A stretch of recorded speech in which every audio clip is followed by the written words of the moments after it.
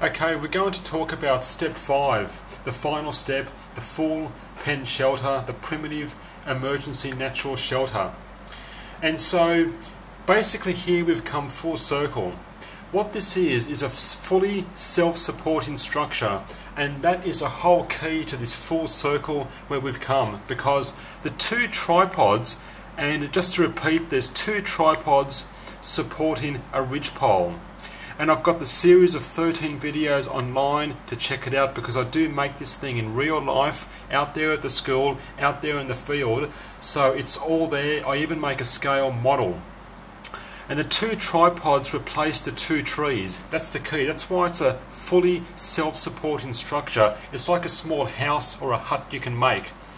And if you're out there making emergency shelters, of course you're going to support a ridgepole into two trees. That's ideal. But this thing is just an option. It's a fully self-supporting structure, two tripods. And critically, it's also basically the same as steps 2 to 3. That's the whole key to these 5 steps, because you've got your basic lean-to, which is one half of this roof. And then step 3 was the big side opening, which you could incorporate even into this shelter. You could incorporate a side opening, which is step 3. And in the 13 videos I do show you the frame of the side opening. But then step 4 is the full A-frame, the full A-shaped roof, blocking off the ends as well. And that's what this is. It's just that the two tripods are replacing the two trees. If you don't have handy trees or no trees, or you just want to build, for whatever reason, a shelter like this, like a hut, you can do this option. And that's why I built this out of the school, in the field, in real life, because it's sort of like the ultimate shelter. That's why I went straight to this one instead of doing, a ridgepole between two trees or something, just to go all the way making this shelter. Now, just very quickly, and this is just a very brief outline, because the details are in those 13 videos, the scale model, and I go into a lot of detail about the dimensions and so forth. But very briefly, if I've got time in the future, I might do more whiteboards going through the construction in detail. But it consists of between 12 to 22 6-foot poles, around 2-inch poles. You know, you can get away with maybe 8 or 10 poles, but 12 is a good minimum to start with. Otherwise, the main frame is going to be too thin, too light, and at least 12 will give you a bit of a frame. Up to 22 poles at the maximum. You can do more. 18 poles you can get away with my 4 roof extenders. I'll get to that in a second. Then you've got the one ridgepole. I've set a 10-foot ridgepole. The reason I've said 10 foot is ideal. I like to have 8 feet between the two A-frames. You can have 6-foot long bodies laying down, so 8 feet's a nice distance, and you need overhang obviously on both sides. It's good to have some overhang, because when you put your additional poles to enclose the ends, it's good to have that ridgepole sticking out as a bit of a support for more poles. So around 10 feet thereabouts will give you around 8 feet between the two A-frames with overhang. It can vary, of course. And the ridgepole may be a bit thicker at 3 inches. Now the critical point also is these tripod support poles that I call them, because these tripods are not necessarily true tripods. They're more an A-frame with a bigger tripod support pole that I call it, giving the support out here.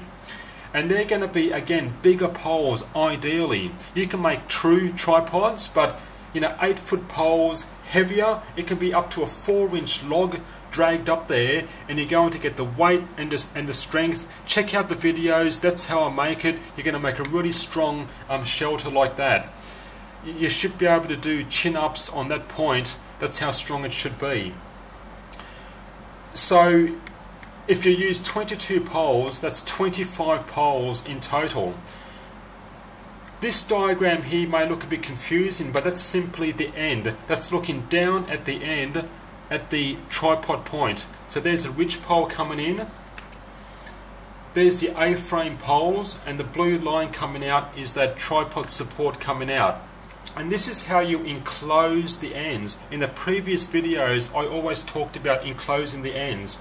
And at least 2 poles in between each one, 1, 2, 1, 2, then you can fill out the roof, interweave longer, thinner sticks and build out the roof, layer material on top. You can put more. Now 1, it's going to be harder to make. None will be hard to fill out. 2 at least. You can put 3 or 4 to make it better. 3 better, but I'm trying to make a compromise between, you know, the least number of poles to make out there to save time and work, and a decent number of poles to make a decent shelter. That's the whole point. That's why you can vary between 12 to 22. That's how you fill out the ends. And you can see how one end, I call it quarters. So you've got 2 quarters filled out. The other end, you can fill out 1 quarter and leave a quarter as your entrance coming in. Exactly how I do in those 13 videos. Like I said, you can get away with 18 poles. What are the 4 other poles? These roof extenders might be a bit difficult to explain, but they are just bonus poles, because what you're going to have is, when you build the A-frame and put a ridge pole on top, these roof supports along here are going to sit on top of the ridge pole, and you can see that gap between the roof and the A-frame. So if you put these roof extenders, one over each corner, over each A-frame pole, you're going to then support the roof back out and make the roof nice and straight and get more room and win back more space inside the shelter. I talk about it in those videos. I hope that makes sense, but you can see how from the last pole, if you use the A-frame as your roof support, it's going to come in and you're going to waste that room. So the 4 roof extenders gets the roof back out, 1 over each A-frame. And that's where you get out to 22 poles. So if you don't use roof extenders, you can get away with 18 poles. So there it is, 12 to 22 poles. Ideally for the best shelter, the best overall shelter, 22 poles, your ridge pole and 2 tripod support poles. Another factor is the number of roof poles. In the previous videos, I always talked about at least 6 roof support poles is a good number to start with. 2 on either end, which are the A-frame poles, or better still the roof extenders, and 4 equally spaced in between.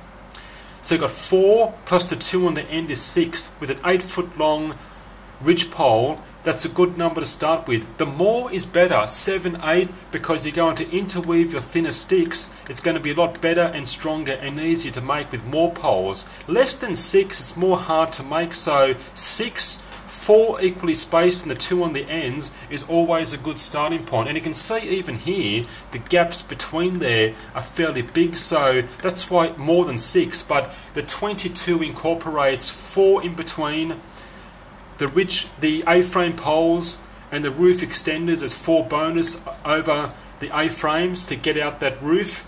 And this shelter is going to sleep 3 people. Now for 1 person it's a mansion, 2 people comfortable, and I demonstrate 2 people at least in those videos, but 3 people can lay down there in an emergency quite comfortably. But if you increase the dimensions, you can increase the size of the shelter and potentially sleep more people. If you just increase the length of the poles, the ridge height may increase and so forth. If you get a bigger shelter, more coverage, maybe you can put more people in there. And those 6-foot poles at 45-degree angles, again, will give you a ridge pole height of around 4.5 feet, thereabouts. There it is, I hope it makes sense. And we've come full circle, essentially the same as steps 2 to 4. That's really the critical part. Your basic A-frame, the side opening, standard lean-to, lofty Wiseman style, then the full A-frame. This just has 2 tripods in place of 2 trees, just like that. Check out the videos, the scale model, and there it is.